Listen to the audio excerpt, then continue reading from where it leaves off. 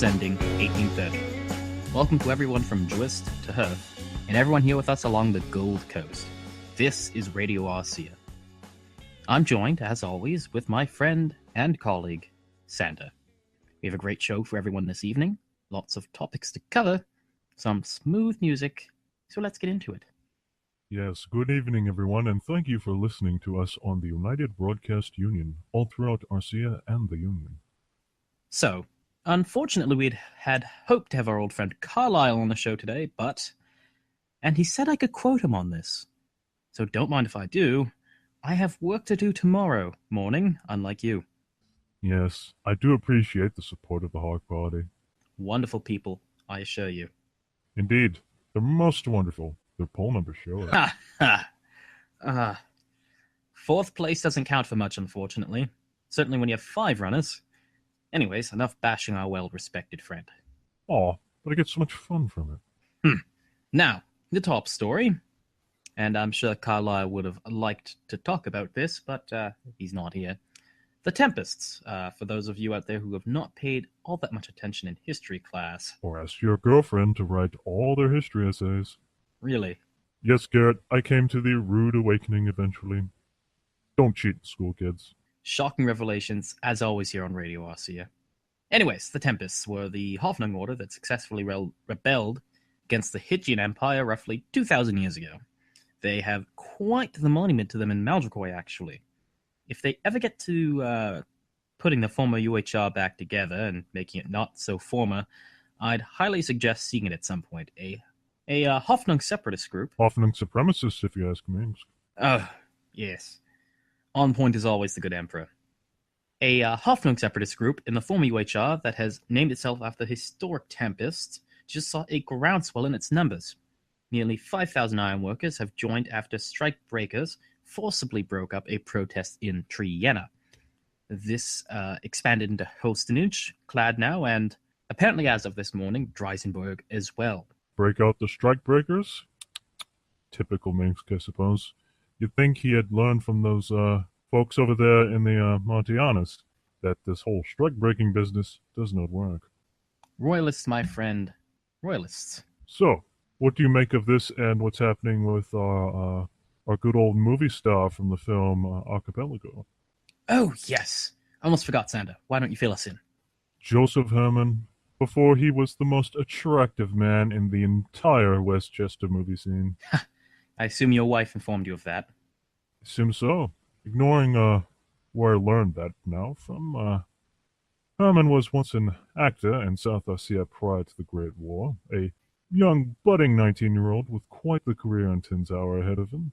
He also partook in the occasional protest as any young man concerned with the future of his nation would be, and soon found himself the youngest member of the South Arcean Parliament. Then Minsk came to power, and he was forced to run along with so many of other members of the party. And little did they know that Winchester Bay had been blessed with an acting god. Your wife?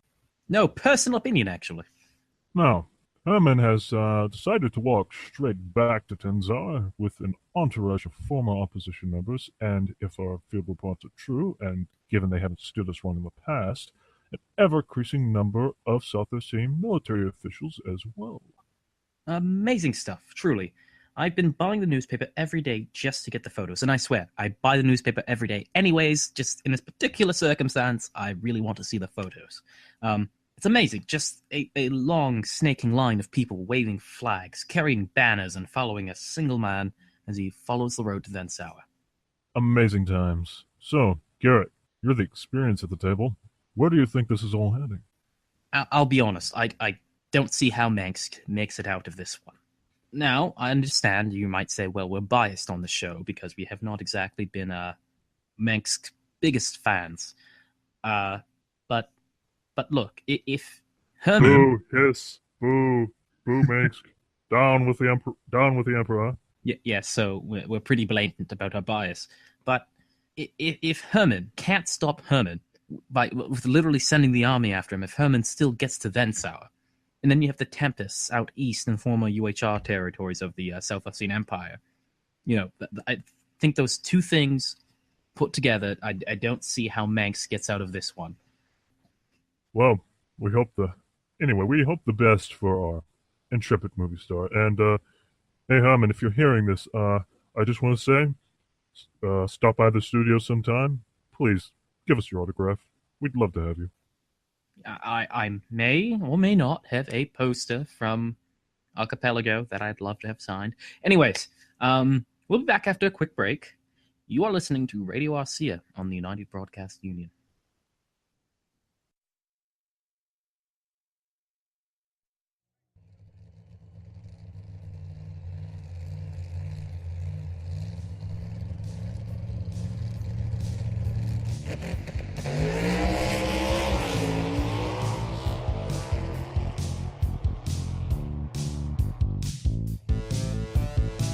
What does it take to make a rally raid champion?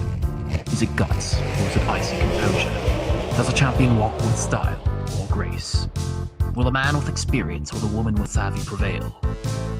The International Rally Raid Championship. Catch every round live on the United Broadcast Union. Round 2 at Corey begins on the 13th of Frost Ending. Also, don't miss analysis and interviews on the United Union Sports. Every acquiesce at 5.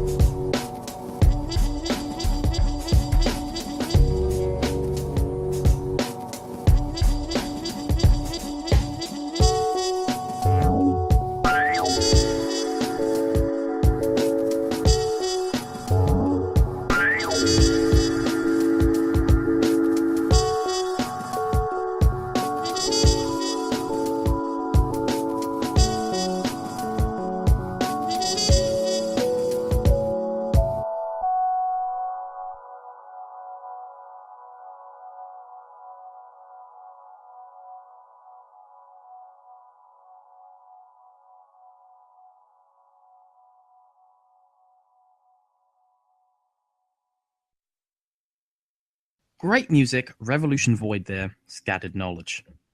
Were those two mimics just talking to each other? What? That was wonderful music from an excellent troupe. Well, I'll give you this. The album cover was nice. Well, there you go, Revolution Void. Excellent music for some, nice album covers for others. So, Prince Bolcut and Friedman making waves in the former UHR. Yes, Friedman made a speech in Westcott this morning. Westcott? Do you know if that was in front of the old sausage factory? No. At least I assume not.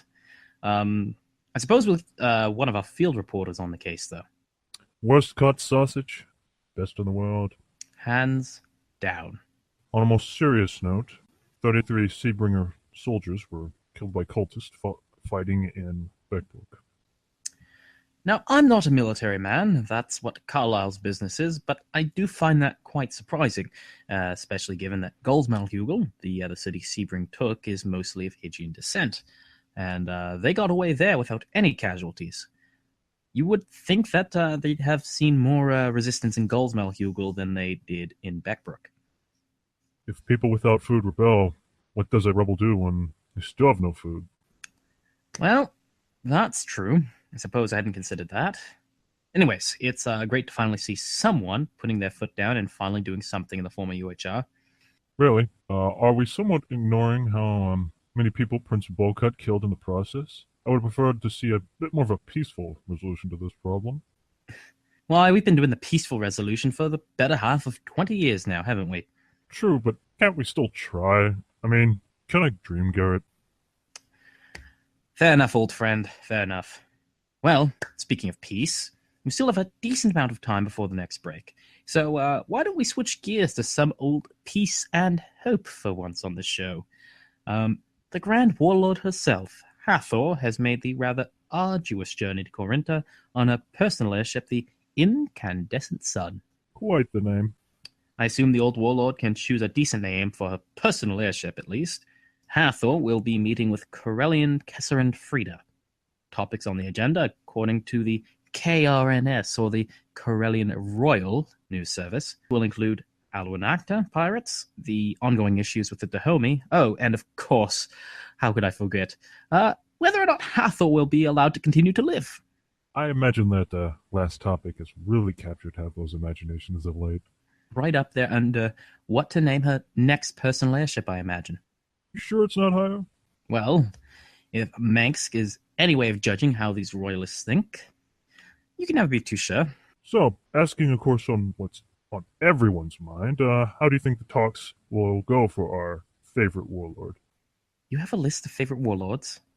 Of course I do. Hathor is number one, and Garg comes in at a close second. Ha! Wow.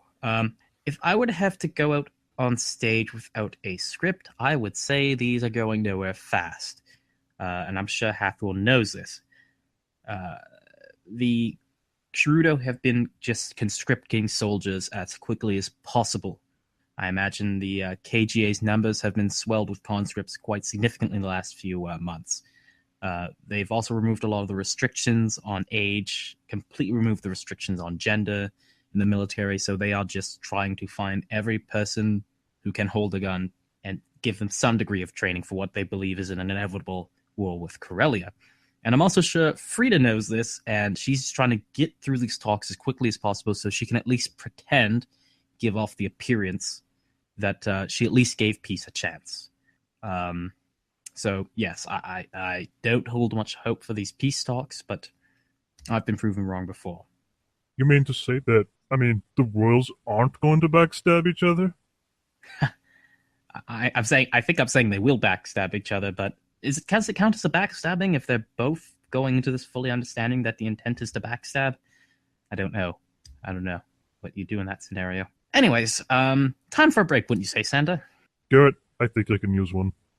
Well, you are listening to Radio Arcea on the United Broadcast Union. We'll be back after this quick intermission.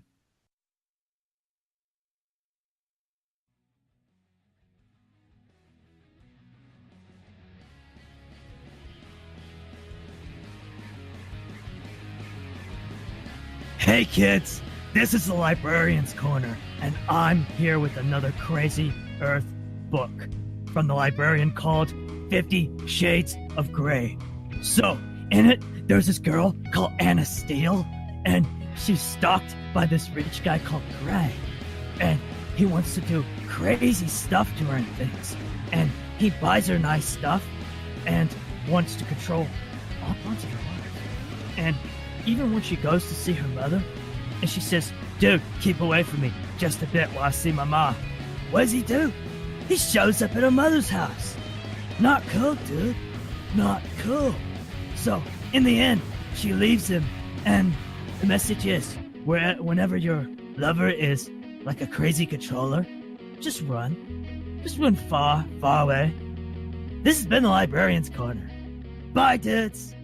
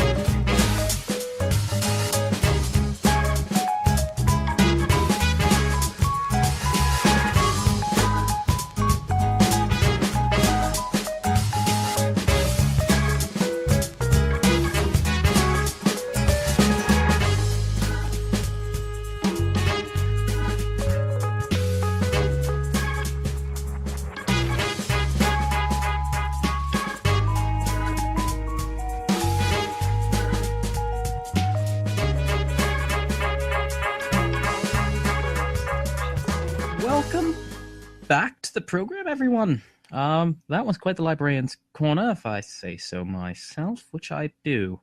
The music was by Forward by Northbound. Not the song I suggested, but hey, what are you gonna do? The producer overridden me. No comment. No comment. Some news from the home front, because this is Radio Arcea after all, and of course we should probably start talking about the good old Republic at some point. I'd imagine that might be healthy to get to. The Technos have chosen a new leader. Kenwick von Locke, the former Arcean Air Force Field Commander, Sheridan Ambassador, and Diplomacy Administrator, won the leadership race handily and will be bringing some changes to the Technos ahead of the next election in 1832. Ah, good old Von Lark. I suppose he's going to keep his word and blow up the coalition. Most likely, the Coalition and the Technos, by extension, were pretty much poisoned by allowing the Hawks into the team. Von Locke, under the impression that ditching the Coalition and the Hawks will be able to allow them to win with just the Technos alone. Well, for those of you who are keeping score, that hasn't happened since the Great War. True, but it appears the Technos have faith all the same. I find this very interesting, if that's a fair word to use in this situation, because, as you mentioned, Kennewick von Locke was the former ambassador to the Sharudo. He counts Hathor as one of his personal friends, as he said so himself. So I'm worried, and I think you can probably tell why, because Frida and Hathor not exactly friends right now, and if in 2 years, and look, I'm not biased on this. I like the Technos and the Repsins and despise them equally. But I would really prefer if Kennewick didn't get us involved in a war with Corellia to try and help his old friend, if you catch my drift. Because they are doomed, folks. Yes, the Sharudo are not in a terribly bright spot right now. And somehow, if, 2 years from now, and for some reason Corellia hasn't attacked the Sharudo yet, or, they somehow have managed to hold on for 2 years, it would be quite a tragedy, I feel, to send many a brave member of the, Republican Air Force and Army to fight Corellians to save Hathor. Anyways, not to be terribly dark, we have a tendency to end the show on dark notes, don't we? Good. That's our world. No, I want to talk about the fair and the movies. Why have I chosen this career path? Anyways, well, our producer, she's telling us we're out of time.